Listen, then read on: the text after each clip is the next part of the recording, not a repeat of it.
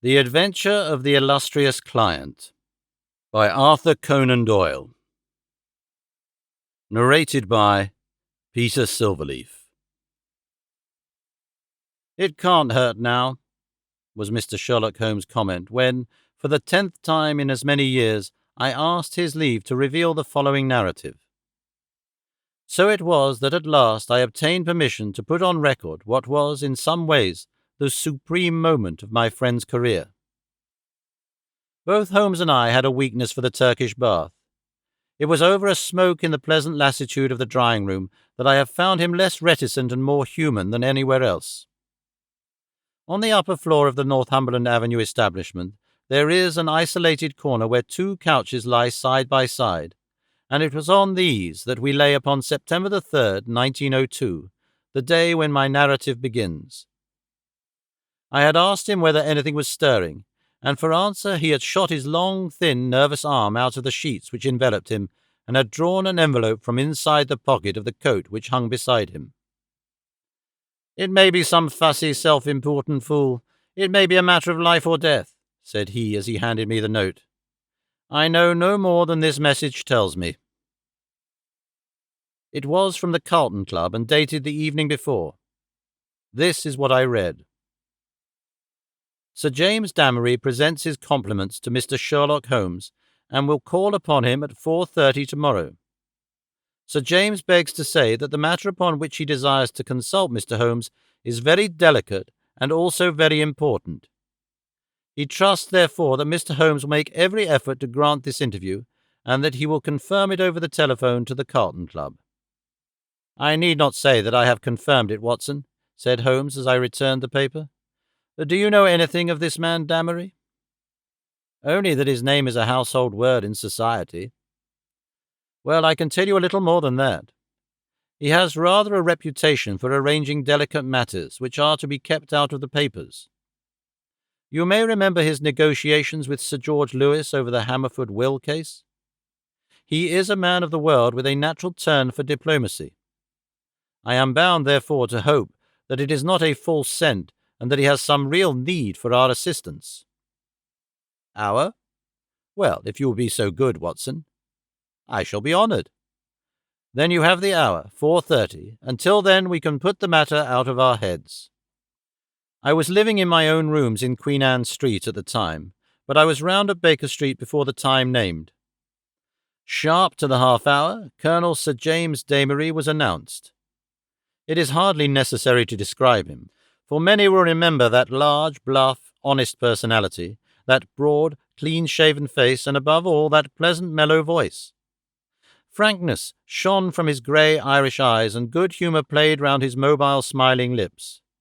His lucent top hat, his dark frock coat, indeed every detail from the pearl pin in the black satin cravat to the lavender spats over the varnished shoes, spoke of the meticulous care in dress for which he was famous. The big, masterful aristocrat dominated the little room. "Of course I was prepared to find Dr. Watson," he remarked with a courteous bow. "His collaboration may be very necessary, for we are dealing on this occasion, Mr. Holmes, with a man to whom violence is familiar and who will literally stick at nothing. I should say that there is no more dangerous man in Europe." "I have had several opponents to whom that flattering term has been applied," said Holmes with a smile. "Don't you smoke? Then you will excuse me if I light my pipe. If your man is more dangerous than the late Professor Moriarty or than the living Colonel Sebastian Moran, then he is indeed worth meeting. May I ask his name?" "Have you heard of Baron Gruner?" "You mean the Austrian murderer?" Colonel Damery threw up his kid-gloved hands with a laugh. "There is no getting past you, Mr. Holmes. Wonderful! So you have already sized him up as a murderer." "It is my business to follow the details of continental crime. Who could possibly have read what happened at Prague and have any doubts as to the man's guilt? It was a purely technical legal point and the suspicious death of a witness that saved him. I am as sure that he killed his wife when the so-called accident happened in the Splugen Pass as if I had seen him do it. I knew also that he had come to England, and had a presentiment that sooner or later he would find me some work to do. Well, what has Baron Gruner been up to? I presume it is not this old tragedy which has come up again. No, it is more serious than that. To revenge crime is important, but to prevent it is more so. It is a terrible thing, Mr. Holmes, to see a dreadful event, an atrocious situation, preparing itself before your eyes, to clearly understand whither it will lead, and yet to be utterly unable to avert it. Can a human being be placed in a more trying position? Perhaps not. Then you will sympathize with the client in whose interests I am acting. I did not understand that you were merely an intermediary. Who is the principal? Mr. Holmes, I must beg you not to press that question. It is important that I should be able to assure him that his honoured name has been in no way dragged into the matter. His motives are, to the last degree, honourable and chivalrous, but he prefers to remain unknown. I need not say that your fees will be assured and that you will be given a perfectly free hand. Surely the actual name of your client is immaterial? I am sorry, said Holmes. I am accustomed to have mystery at one end of my cases, but to have it at both ends is too confusing. I fear, Sir James, that I must decline to act. Our visitor was greatly disturbed. His large, sensitive face was darkened with emotion and disappointment. You hardly realize the effect of your own action, Mr. Holmes, said he. You place me in a most serious dilemma, for I am perfectly certain that you would be proud to take over the case if I could give you the facts, and yet a promise forbids me from revealing them all. May I at least lay all that I can before you? By all means, so long as it is understood that I commit myself to nothing. That is understood. In the first place, you have no doubt heard of General de Merville. De Merville of Khyber fame? Yes, I have heard of him. He has a daughter, Violet de Merville, young, rich, beautiful, accomplished, a wonder woman in every way. It is this daughter, this lovely, innocent girl, whom we are endeavouring to save from the clutches of a fiend. Baron Gruner has some hold over her, then? The strongest of all holds where a woman is concerned, the hold of love. The fellow is, as you may have heard, extraordinarily handsome, with a most fascinating manner, a gentle voice, and that air of romance and mystery which means so much to a woman. He is said to have the whole sex at his mercy, and to have made ample use of the fact. But how came such a man to meet a lady of the standing of Miss Violet de Merville? It was on a Mediterranean yachting voyage. The company, though select, paid their own passages. No doubt the promoters hardly realized the Baron's true character until it was too late. The villain attached himself to the lady, and with such effect that he has completely and absolutely won her heart. To say that she loves him hardly expresses it. She dotes upon him, she is obsessed by him. Outside of him there is nothing on earth. She will not hear one word against him. Everything has been done to cure her of her madness, but in vain. To sum up, she proposes to marry him next month. As she is of age and has a will of iron, it is hard to know how to prevent her. Does she know about the Austrian episode?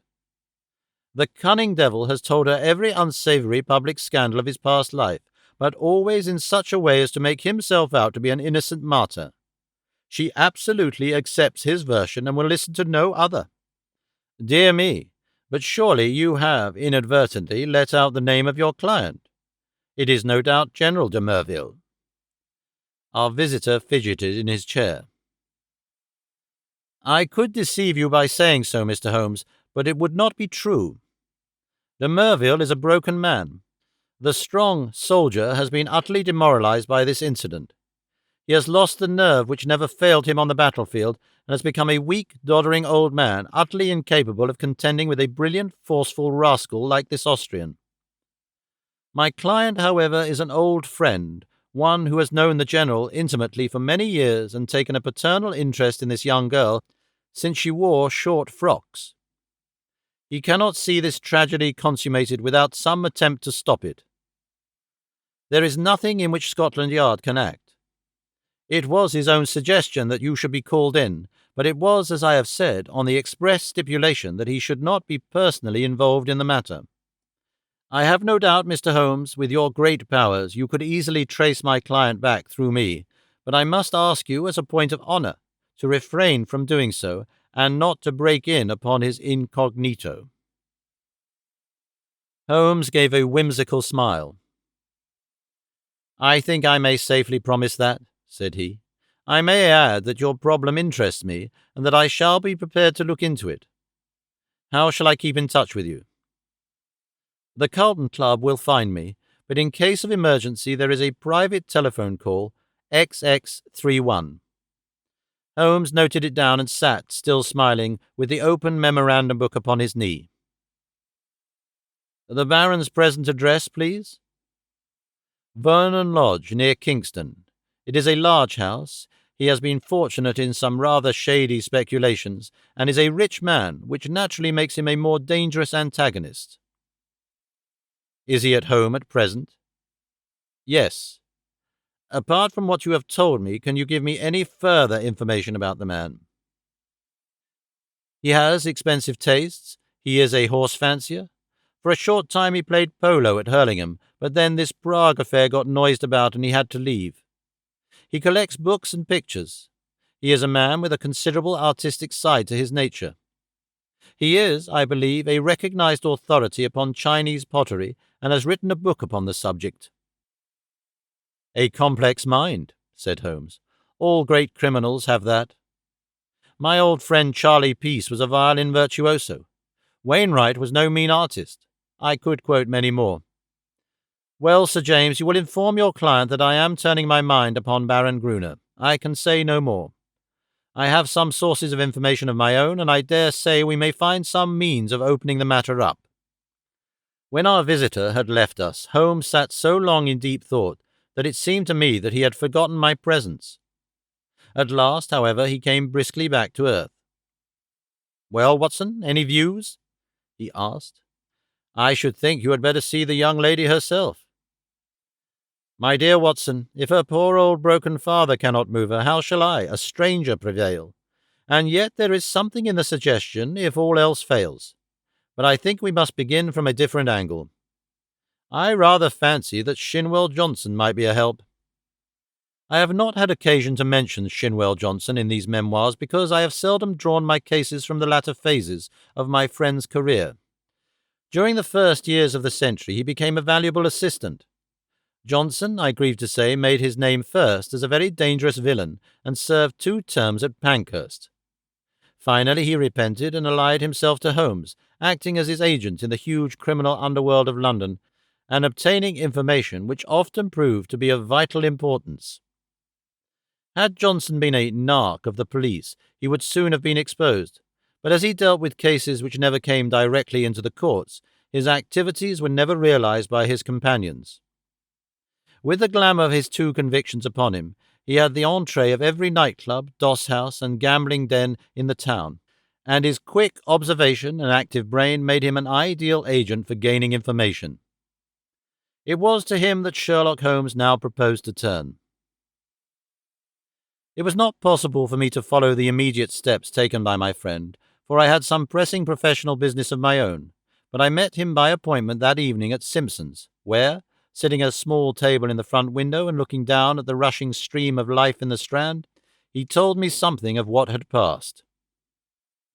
"Johnson is on the prowl," said he. "He may pick up some garbage in the darker recesses of the underworld, for it is down there amid the black roots of crime that we must hunt for this man's secrets. But if the lady will not accept what is already known, why should any fresh discovery of yours turn her from her purpose? Who knows, Watson? Woman's heart and mind are insoluble puzzles to the male. Murder might be condoned or explained, and yet some smaller offence might rankle. Baron Gruner remarked to me." "He remarked to you?" "Oh, to be sure. I had not told you of my plans. Well, Watson, I love to come close grips with my man. I like to meet him eye to eye and read for myself the stuff that he is made of. When I had given Johnson his instructions, I took a cab out to Kingston and found the Baron in a most affable mood." "Did he recognize you?" "There was no difficulty about that, for I simply sent him my card. He is an excellent antagonist, cool as ice, silky-voiced, and soothing as one of your fashionable consultants, and poisonous as a cobra. He has breeding in him, a real aristocrat of crime with a superficial suggestion of afternoon tea and all the cruelty of the grave behind it. Yes, I am glad to have had my attention called to Baron Adalbert Gruder. You say he was affable.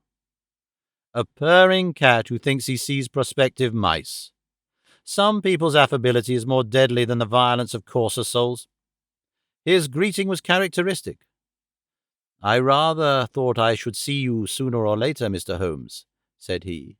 You have been engaged, no doubt, by General de Merville to endeavour to stop my marriage with his daughter Violet. That is so, is it not?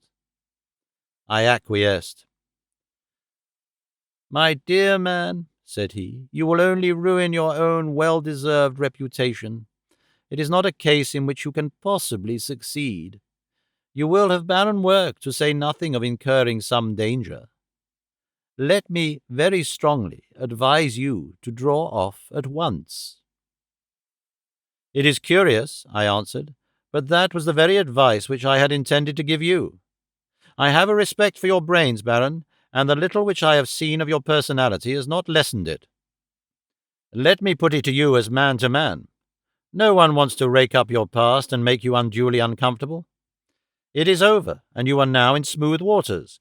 But if you persist in this marriage, you will raise up a swarm of powerful enemies who will never leave you alone until they have made England too hot to hold you. Is the game worth it? Surely you would be wiser if you left the lady alone. It would not be pleasant for you if these facts of your past were brought to her notice. The Baron has little wax tips of hair under his nose, like the short antennae of an insect.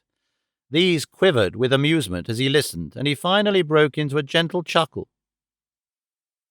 "Excuse my amusement, Mr. Holmes," said he, "but it is really funny to see you trying to play a hand with no cards in it. I don't think anyone could do it better, but it is rather pathetic all the same. Not a colour card there, Mr. Holmes, nothing but the smallest of the small." "So you think?" "So I know. Let me make the thing clear to you, for my own hand is so strong that I can afford to show it. I have been fortunate enough to win the entire affection of this lady. This was given to me in spite of the fact that I told her very clearly of all the unhappy incidents in my past life. I also told her that certain wicked and designing persons, I hope you recognize yourself, would come to her and tell her these things, and I warned her how to treat them. You have heard of post-hypnotic suggestion, Mr. Holmes? Well, you will see how it works, for a man of personality can use hypnotism without any vulgar passes or tomfoolery. So she is ready for you, and, I have no doubt, would give you an appointment, for she is quite amenable to her father's will, save only in the one little matter. Well, Watson, there seemed to be no more to say, so I took my leave with as much cold dignity as I could summon, but as I had my hand on the door-handle, he stopped me. "By the way, Mr. Holmes," said he, "did you know Lebrun, the French agent?" "Yes," said I. "Do you know what befell him?" "I heard that he was beaten by some Apaches in the Montmartre district and crippled for life."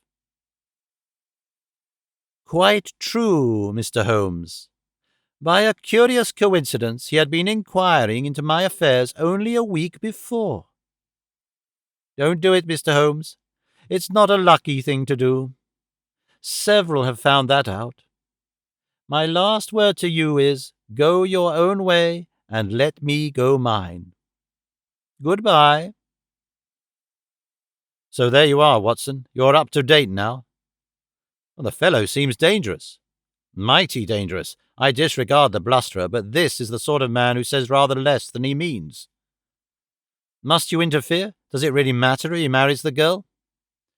Considering that he undoubtedly murdered his last wife, I should say it mattered very much. Besides, the client. Well, we need not discuss that. When you have finished your coffee, you had best come home with me, for the blithe Shinwell will be there with his report. We found him sure enough, a huge, coarse, red-faced, scorbutic man, with a pair of vivid black eyes which were the only external sign of the very cunning mind within. It seems that he had dived down into what was peculiarly his kingdom, and beside him on the settee was a brand which he had brought up in the shape of a slim, flame-like young woman with a pale, intense face, youthful, and yet so worn with sin and sorrow that one read the terrible years which had left their leprous mark upon her. "This is Miss Kitty Winter," said Shinwell Johnson, waving his fat hand as an introduction. "What she don't know, well, there, she'll speak for herself. Put my hand right on her, Mr. Holmes, within an hour of your message." "I'm easy to find," said the young woman. "Hell, London gets me every time. Same address for Porky Shinwell. We're old mates, Porky, you and I.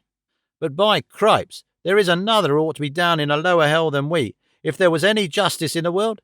That is the man you were after, Mr. Holmes." Holmes smiled. "I gather we have your good wishes, Miss Winter." "If I can help put him where he belongs, I'm yours to the rattle," said our visitor with fierce energy. There was an intensity of hatred in her white, set face and her blazing eyes, such as woman seldom and man never can attain. "You needn't go into my past, Mr. Holmes. That's neither here nor there. But what I am for Audiobook Gruner made me. If I could pull him down—" She clutched frantically with her hands into the air. "Oh, if I could only pull him into the pit where he has pushed so many." "You know how the matter stands?" "Porky Shinwell has been telling me. He's after some other poor fool and wants to marry her this time. You want to stop it? Well, you surely know enough about this devil to prevent any decent girl in her senses wanting to be in the same parish with him." "She is not in her senses. She is madly in love. She has been told all about him. She cares nothing." "Told about the murder?" "Yes." "My lord, she must have a nerve. She puts them all down as slanders. Couldn't you lay proofs before her silly eyes?" "Well, can you help us do so?" "Ain't I proof myself? If I stood before her and told her how he used me—" "Would you do this?" "Would I? Would I not?" "Well, it might be worth trying. But he has told her most of his sins and had pardon from her, and I understand she will not reopen the question." "I'll lay he didn't tell her all," said Miss Winter. "I caught a glimpse of one or two murders besides the one that made such a fuss. He would speak of someone in his velvet way, and then look at me with a steady eye and say, 'He died within a month.' It was not air either. But I took little notice, you see. I loved him myself at that time. Whatever he did went with me, same as with this poor fool. There was just one thing that shook me. Yes, by cripes. If it had not been for his poisonous lying tongue that explains and soothes, I'd have left him that very night. It's a book he has, a brown leather book with a lock, and his arms in gold on the outside. I think he was a bit drunk that night, or he would not have shown it to me." "What was it, then?" "I'll tell you, Mr. Holmes. This man collects women and takes a pride in his collection, as some men collect moths or butterflies. He had it all in that book. Snapshot, photographs, names, details, everything about 'em. It was a beastly book. A book no man, even if he had come from the gutter, could have put together. But it was Audiobook Gruner's book all the same. Souls I have ruined. He could have put that on the outside if he'd been so minded. However, that's neither here nor there, for the book would not serve you, and if it would, you can't get it." "Where is it?" "How can I tell you where it is now? It's more than a year since I left him. I know where he kept it then. He's a precise, tidy cat of a man in many of his ways, so maybe it is still in the pigeonhole of the old bureau in the inner study. Do you know his house?" "I've been in the study," said Holmes. "Have you, though? You haven't been slow on the job if you only started this morning. Maybe dear Aldebaran has met his match this time. The outer study is the one with the Chinese crockery in it, big glass cupboard between the windows. Then behind his desk is the door that leads to the inner study, a small room where he keeps papers and things." Is he not afraid of burglars? Aldebaran is no coward. His worst enemy couldn't say that of him. He can look after himself. There's a burglar alarm at night. Besides, what is there for a burglar unless they got away with all this fancy crockery? No good, said Shinwell Johnson with the decided voice of the expert. No fence wants stuff of that sort that you can neither melt nor sell. Quite so, said Holmes.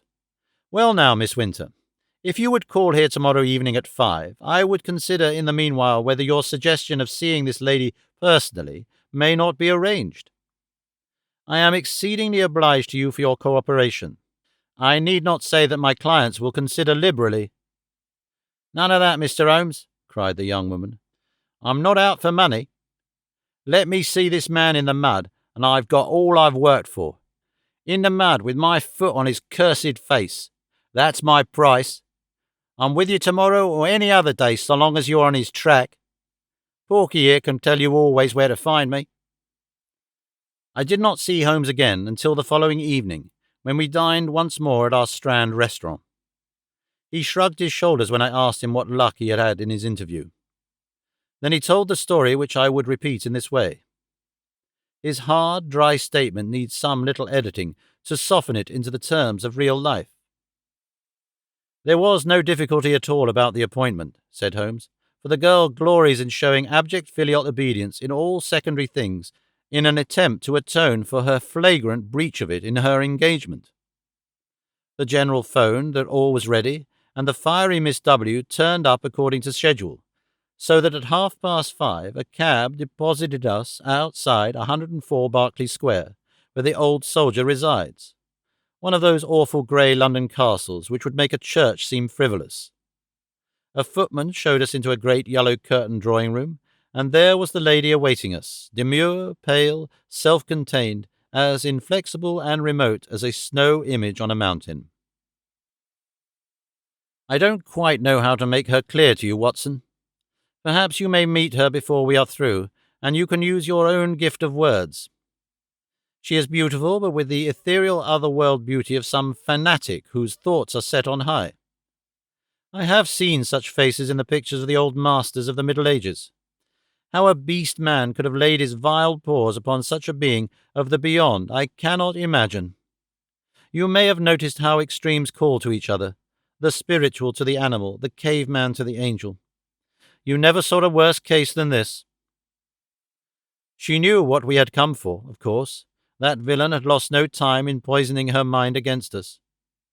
Miss Winter's advent rather amazed her, I think, but she waved us into our respective chairs like a reverend abbess receiving two rather leprous mendicants. If your head is inclined to swell, my dear Watson, take a course of Miss Violet de Merville. Well, sir, said she in a voice like the wind from an iceberg, your name is familiar to me. You have called, as I understand, to malign my fiancé, Baron Gruner. It is only by my father's request that I see you at all, and I warn you, in advance, that anything you can say could not possibly have the slightest effect upon me. I was sorry for her, Watson. I thought of her for the moment as I would have thought of a daughter of my own. I am not often eloquent. I use my head, not my heart, but I really did plead with her with all the warmth of words that I could find in my nature. I pictured to her the awful position of the woman who only wakes to a man's character after she is his wife, a woman who has to submit to be caressed by bloody hands and lecherous lips. I spared her nothing. The shame, the fear, the agony, the hopelessness of it all. All my hot words could not bring one tinge of colour to those ivory cheeks, or one gleam of emotion to those abstracted eyes. I thought of what the rascal had said about a post-hypnotic influence. One could really believe she was living above the earth in some ecstatic dream. Yet there was nothing indefinite in her replies. I have listened to you with patience, Mr. Holmes, said she. The effect upon my mind is exactly as predicted. I am aware that Albert, that my fiancé, has had a stormy life, in which he has incurred bitter hatreds and most unjust aspersions. You are only the last of a series who have brought their slanders before me. Possibly you mean well, though I learn you are a paid agent who would have been equally willing to act for the Baron as against him. But in any case, I wish you to understand once for all that I love him and that he loves me, and that the opinion of all the world is no more to me than the twitter of those birds outside the window. If his noble nature has ever for an instant fallen, it may be that I have been specially sent to raise it to its true and lofty level. I am not clear," here she turned her eyes upon my companion, "who this young lady may be." I was about to answer when the girl broke in like a whirlwind. If ever you saw flame and ice face to face, it was these two women. "I'll tell you who I am," she cried, springing out of her chair, her mouth all twisted with passion. "I am his last mistress. I am one of 100 that he has tempted and used and ruined and thrown into the refuse heap, as he will you also. Your refuse heap is more likely to be a grave, and maybe that's the best. I'll tell you, you foolish woman, if you marry this man, he'll be the death of you. It may be a broken heart or it may be a broken neck, but he'll have you one way or the other. It's not out of love for you I'm speaking. I don't care a tinker's curse whether you live or die. It's out of hate for him, and to spite him, and to get back on him for what he did to me. It's all the same, and you needn't look at me like that, my fine lady, for you may be lower than I am before you are through with it." "I should prefer not to discuss such matters," said Miss de Merville coldly. "Let me say once for all that I am aware of 3 passages in my fiancé's life in which he became entangled with designing women, and that I am assured of his hearty repentance for any evil that he may have done." "3 passages?" screamed my companion. "You fool! You unutterable fool!" "Mr. Holmes, I beg you will bring this interview to an end," said the icy voice. "I have obeyed my father's wish in seeing you, but I am not compelled to listen to the ravings of this person." With an oath Miss Winter darted forward, and if I had not caught her wrist, she would have clutched this maddening woman by the hair. I dragged her towards the door and was lucky to get her back into the cab without a public scene, for she was beside herself with rage. In a cold way I felt pretty furious myself, Watson, for there was something indescribably annoying in the calm aloofness and supreme self-complacence of the woman whom we were trying to save. So now once again you know exactly how we stand, and it is clear that I must plan some fresh opening move, for this gambit won't work. I'll keep in touch with you, Watson, for it is more than likely that you will have your part to play, though it is just possible that the next move may lie with them rather than with us. And it did. Their blow fell, or his blow rather, for never could I believe that the lady was privy to it. I think I could show you the very paving stone upon which I stood when my eyes fell upon the placard, and a pang of horror passed through my very soul. It was between the Grand Hotel and Charing Cross Station, where a one-legged news-vendor displayed his evening papers. The date was just 2 days after the last conversation. There, black upon yellow, was the terrible news sheet. Murderous attack upon Sherlock Holmes. I think I stood stunned for some moments. Then I have a confused recollection of snatching at a paper, of the remonstrance of the man whom I had not paid, and finally of standing in the doorway of a chemist's shop while I turned up the fateful paragraph. This was how it ran. "We learn with regret that Mr. Sherlock Holmes, the well-known private detective, was the victim this morning of a murderous assault which has left him in a precarious position. There are no exact details to hand, but the event seems to have occurred about 12 o'clock in Regent Street, outside the Café Royal. The attack was made by 2 men armed with sticks, and Mr. Holmes was beaten about the head and body, receiving injuries which the doctors describe as most serious. He was carried to Charing Cross Hospital and afterwards insisted upon being taken to his rooms in Baker Street. The miscreants who attacked him appear to have been respectably dressed men who escaped from the bystanders by passing through the Café Royal and out into Glasshouse Street behind it. No doubt they belong to that criminal fraternity which has so often had occasion to bewail the activity and ingenuity of the injured man." I need not say that my eyes had hardly glanced over the paragraph before I had sprung into a hansom and was on my way to Baker Street. I found Sir Leslie Oakshott, the famous surgeon, in the hall and his brougham waiting at the curb. No immediate danger, was his report. 2 lacerated scalp wounds, some considerable bruises. Several stitches have been necessary. Morphine has been injected and quiet is essential, but an interview of a few minutes would not be absolutely forbidden. With this permission, I stole into the darkened room. The sufferer was wide awake, and I heard my name in a hoarse whisper. The blind was 3/4 down, but one ray of sunlight slanted through and struck the bandaged head of the injured man. A crimson patch had soaked through the white linen compress. I sat beside him and bent my head. "All right, Watson, don't look so scared," he muttered in a very weak voice. "It is not as bad as it seems." "Thank God for that." "I'm a bit of a single-stick expert, as you know. I took most of them on my guard. It was the second man that was too much for me." "What can I do, Holmes?" "Of course it was that damned fellow who set them on. I'll go and thrash the hide off him if you give the word." "Good old Watson. No, we can do nothing there unless the police lay their hands on the men. But their getaway had been well prepared. We may be sure of that. Wait a little. I have my plans. The first thing is to exaggerate my injuries. They'll come to you for news. Put it on thick, Watson. Lucky if I live the week out. Concussion, delirium. What you like. You can't overdo it." "But Sir Leslie Oakshott?" "Oh, he's all right.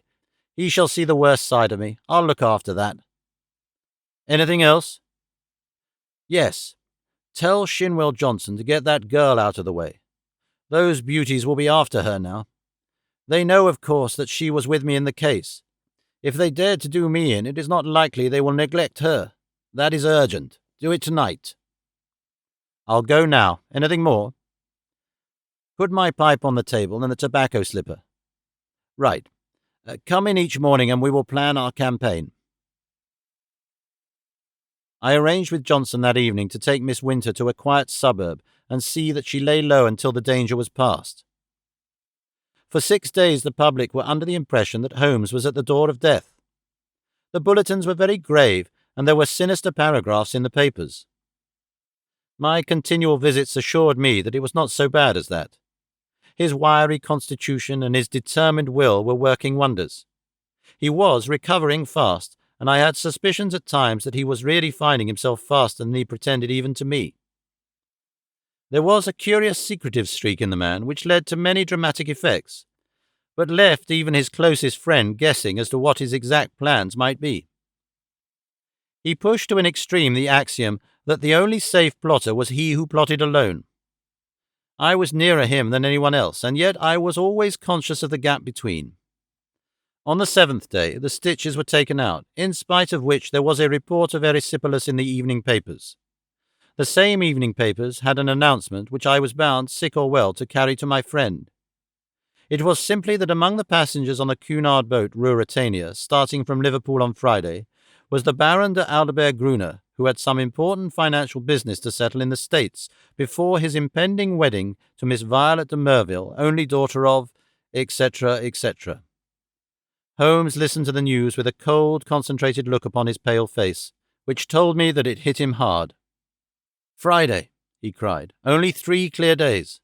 I believe the rascal wants to put himself out of danger's way. But he won't, Watson. By the Lord Harry, he won't. Now, Watson, I want you to do something for me." "I'm here to be used, Holmes." "Well then, spend the next 24 hours in an intensive study of Chinese pottery." He gave no explanations, and I asked for none. By long experience I had learned the wisdom of obedience, but when I left his room I walked down Baker Street, revolving in my head how on earth I was to carry out so strange an order. Finally I drove to the London Library in St. James's Square, put the matter to my friend Lomax, the sub-librarian, and departed to my rooms with a goodly volume under my arm. It's said that the barrister who crams up a case with such care that he can examine an expert witness upon the Monday has forgotten all his forced knowledge before the Saturday. Certainly I should not like now to pose as an authority upon ceramics, and yet all that evening and all that night, with a short interval for rest, and all next morning, I was sucking in knowledge and committing names to memory. There I learned of all the hallmarks of the great artist-decorators, of the mystery of cyclical dates, the marks of the Hung Wu, and the beauties of the Yung Lo, and writings of Tang Ying, and the glories of the primitive period of the Sung and the Yuan. I was charged with all this information when I called upon Holmes next morning. He was out of bed now, though you would not have guessed it from the published reports, and he sat with his much bandaged head resting upon his hand in the depth of his favourite armchair. "Why, Holmes," I said, "if one believed the papers, you are dying." "That," said he, "is the very impression which I intended to convey. And now, Watson, have you learned your lessons?" "At least I have tried to." "Good. You could keep up an intelligent conversation on the subject?" "I believe I could." "Then hand me that little box from the mantelpiece." He opened the lid and took out a small object most carefully wrapped in some fine Eastern silk. This he unfolded and disclosed a delicate little saucer of the most beautiful deep blue color. "It needs careful handling, Watson. This is the real eggshell pottery of the Ming dynasty. No finer piece ever passed through Christie's. A complete set of this would be worth a king's ransom. In fact, it is doubtful if there is a complete set outside the Imperial Palace of Peking. The sight of this would drive a real connoisseur wild." "What am I to do with it?" Holmes handed me a card upon which was printed, "Dr. Hill, Barton, 369 Half Moon Street." "This is your name for the evening, Watson. You will call upon Baron Gruner. I know something of his habits, and at 8:30 he would probably be disengaged. A note will tell him in advance that you are about to call, and you will say that you are bringing him a specimen of an absolutely unique set of Ming china. You may as well be a medical man, since that is a part which you can play without duplicity. You are a collector, this set has come your way. You have heard of the Baron's interest in the subject, and you are not averse to selling at a price." "What price?" "Well asked, Watson. You would certainly fall down badly if you did not know the value of your own wares. This saucer was got for me by Sir James, and comes, I understand, from the collection of his client. You will not exaggerate if you say that it could hardly be matched in the world." "I could perhaps suggest that the set should be valued by an expert." "Excellent, Watson. You scintillate today. Suggest Christie or Sotheby. Your delicacy prevents your putting a price for yourself." "But if he won't see me?" "Oh, yes, he will see you. He has the collection mania in its most acute form, and especially on this subject, on which he is an acknowledged authority. Sit down, Watson, and I will dictate the letter. No answer needed. You will merely say that you are coming and why." It was an admirable document, short, courteous, and stimulating to the curiosity of the connoisseur. A district messenger was duly dispatched with it. On the same evening, with the precious saucer in my hand and the card of Dr. Hill Barton in my pocket, I set off on my own adventure. The beautiful house and grounds indicated that Baron Gruner was, as Sir James had said, a man of considerable wealth. A long winding drive with banks of rare shrubs on either side opened out into a great gravelled square adorned with statues. The place had been built by a South African gold king in the days of the great boom, and the long, low house with the turrets at the corners, though an architectural nightmare, was imposing in its size and solidity. A butler, who would have adorned a bench of bishops, showed me in and handed me over to a plush-clad footman, who ushered me into the Baron's presence. He was standing at the open front of a great case which stood between the windows and which contained part of his Chinese collection. He turned as I entered with a small brown vase in his hand. "Pray, sit down, Doctor," said he. "I was looking over my own treasures and wondering whether I could really afford to add to them. This little Tang specimen, which dates from the 7th century, would probably interest you. I am sure you never saw finer workmanship or a richer glaze. Have you the Ming saucer with you of which you spoke?" I carefully unpacked it and handed it to him. He sat himself at his desk, pulled over the lamp, for it was growing dark, and set himself to examine it. As he did so, the yellow light beat upon his own features, and I was able to study them at my ease. He was certainly a remarkably handsome man. His European reputation for beauty was fully deserved. In figure he was not more than of middle size, but was built upon graceful and active lines. His face was swarthy, almost oriental, with large, dark, languorous eyes which might easily hold an irresistible fascination for women.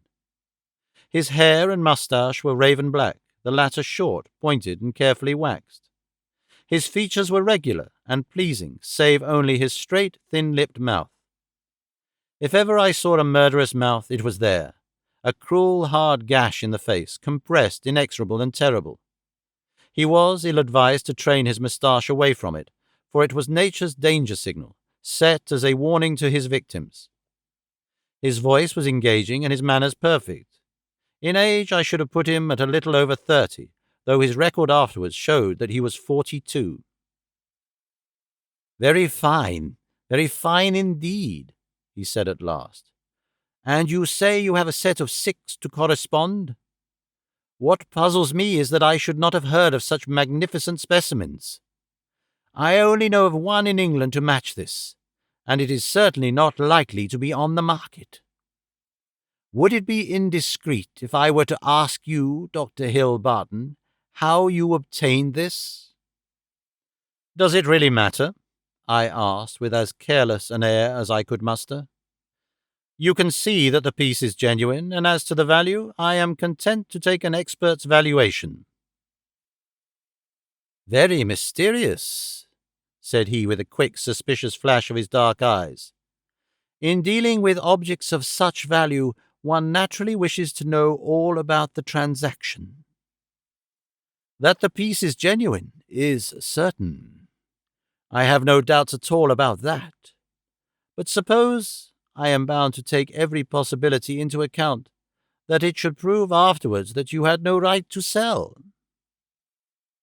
I would guarantee you against any claim of the son. That, of course, would open up the question as to what your guarantee was worth." "My bankers would answer that." "Quite so. And yet the whole transaction strikes me as rather unusual." "You can do business or not," said I with indifference.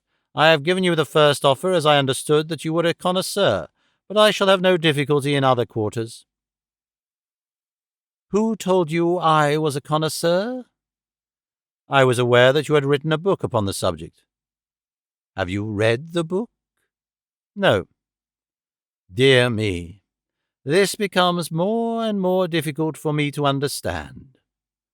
You are a connoisseur and a collector with a very valuable piece in your collection, and yet you have never troubled to consult the one book which would have told you of the real meaning and value of what you held. How do you explain that?" "I am a very busy man. I am a doctor in practice." "That is no answer. If a man has a hobby, he follows it up, whatever his other pursuits may be. You said in your note that you were a connoisseur." "So I am." "Might I ask you a few questions to test you? I am obliged to tell you, Doctor, if you are indeed a doctor, that the incident becomes more and more suspicious. I would ask you, what do you know of the Emperor Shomu, and how do you associate him with the Shoso Inn near Nara? Dear me, does that puzzle you? Tell me a little about the Northern Wei dynasty and its place in the history of ceramics." I sprang from my chair in simulated anger. "This is intolerable, sir," said I. "I came here to do you a favour and not to be examined as if I were a schoolboy. My knowledge on these subjects may be second only to your own, but I certainly shall not answer questions which have been put in so offensive a way." He looked at me steadily. The languor had gone from his eyes. They suddenly glared. There was a gleam of teeth from between those cruel lips. "What is the game? You are here as a spy. You are an emissary of Holmes. This is a trick you are playing upon me. The fellow is dying, I hear, so he sends his tools to keep watch upon me. You have made your way in here without leave, and by God, you may find it harder to get out than to get in." He had sprung to his feet, and I stepped back, bracing myself for an attack, for the man was beside himself with rage. He may have suspected me from the first. Certainly this cross-examination had shown him the truth, but it was clear that I could not hope to deceive him. He dived his hand into a side drawer and rummaged furiously. Then something struck upon his ear, for he stood listening intently. "Ah!" he cried. "Ah!" and dashed into the room behind him. 2 steps took me to the open door, and my mind will ever carry a clear picture of the scene within. The window leading out to the garden was wide open. Beside it, looking like some terrible ghost, his head gin with bloody bandages, his face drawn and white, stood Sherlock Holmes. The next instant he was through the gap, and I heard the crash of his body among the laurel bushes outside. With a howl of rage, the master of the house rushed after him to the open window. And then it was done in an instant, and yet I clearly saw it. An arm, a woman's arm, shot out from among the leaves. At the same instant the Baron uttered a horrible cry, a yell which will always ring in my memory. He clapped his 2 hands to his face and rushed round the room, beating his head horribly against the walls. Then he fell upon the carpet, rolling and writhing, while scream after scream resounded through the house. "Water! For God's sake, water!" was his cry. I seized a carafe from a side table and rushed to his aid. At the same moment the butler and several footmen ran in from the hall. I remember that one of them fainted as I knelt by the injured man and turned that awful face to the light of the lamp. The vitriol was eating into it everywhere and dripping from the ears and the chin. One eye was already white and glazed. The other was red and inflamed. The features which I had admired a few minutes before were now like some beautiful painting over which the artist has passed a wet and foul sponge. They were blurred, discoloured, inhuman, terrible. In a few words I explained exactly what had occurred, so far as the vitriol attack was concerned. Some had climbed through the window, and others had rushed out onto the lawn, but it was dark and it had begun to rain. Between his screams the victim raged and raved against the avenger. "It was that hell-cat Kitty Winter," he cried. "Oh, the she-devil! She shall pay for it! She shall pay! Oh, God in heaven, this pain is more than I can bear!" I bathed his face in oil, put cotton wadding on the raw surfaces, and administered a hypodermic of morphia. All suspicion of me had passed from his mind in the presence of this shock, and he clung to my hands as if I might have the power even yet to clear those dead fish eyes which glazed up at me. I could have wept over the ruin had I not remembered very clearly the vile life which had led up to so hideous a change. It was loathsome to feel the pawing of his burning hands, and I was relieved when his family surgeon, closely followed by a specialist, came to relieve me of my charge. An inspector of police had also arrived, and to him I handed my real card.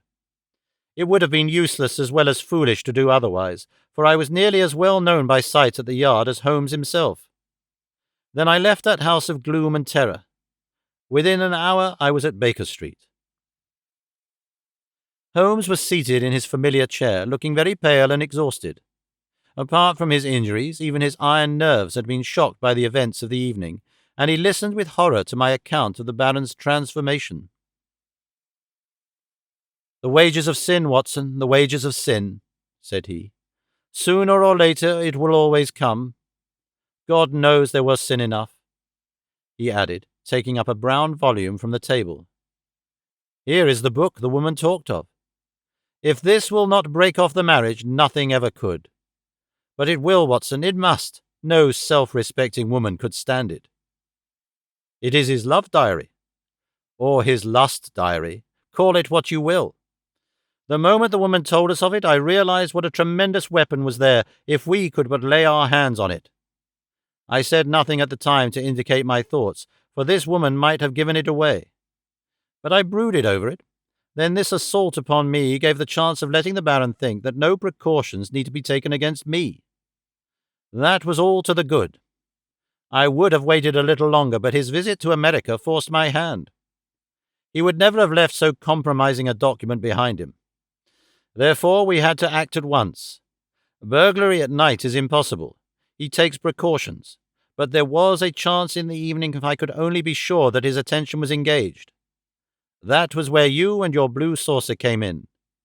But I had to be sure of the position of the book, and I knew I had only a few minutes in which to act, for my time was limited by your knowledge of Chinese pottery. Therefore I gathered the girl up at the last moment. How could I guess what the little packet was that she carried so carefully under her cloak? I thought that she had come altogether on my business, but it seems she had some of her own. He guessed I came from you.